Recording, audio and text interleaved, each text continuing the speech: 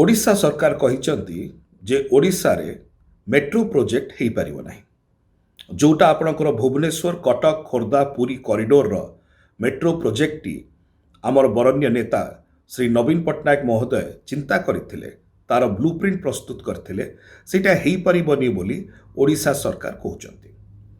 जदि सतरे ओडिशा रे भारतीय जनता पार्टी रो डबल इंजिन सरकार अछि ताले डबल इंजिन सरकार चाहिले हेई परिबो एटा ओडिशा सरकार ओडिशावासी को जणाऊ नाहांती आपण कहिबे केमतिका मेट्रो प्रोजेक्ट गुड़िक जेते सबु अच्छी भारत वर्ष रे एटा नेशनल अर्बन ट्रांसपोर्ट पॉलिसी एवं मेट्रो रेल पॉलिसी 2017 द्वारा कार्यकारी करा जाय थाए किछि गुड़िक राज्य सरकार का माध्यम रे हुए किछि गुड़िक केंद्र सरकार एवं किछि गुड़िक राज्य एवं केंद्र रो जुग्म सहायता रे ही थाए मु गोटिए चिट्ठी लिखिछि माननीय केंद्र मंत्री श्री मनोहर लाल को माननीय केंद्र मंत्री Shri Manohar Lal होउचंती housing and urban affairs रो केंद्र मंत्री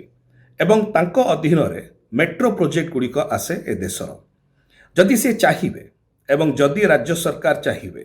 ताले जुग्म भाव में ओडिशा सरकार एवं केंद्र सरकार जदि से सतरे डबल इंजिन सरकार ही थांती ताहले से माने नेशनल अर्बन ट्रांसपोर्ट पॉलिसी द्वारा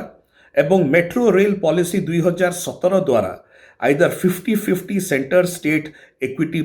पार्टिसिपेशन रे करि परिबे एसपीवी मोड रे नले central assistance including viability gap funding माध्यम रे करि परिबे एवं ए प्रकार अनेक प्रावधान मध्य दिया जायछि मोर एति कहिबार होछि ओडिसा रा भारतीय जनता पार्टी सरकार को आपण जदि सतरे डबल इंजिन रो सरकार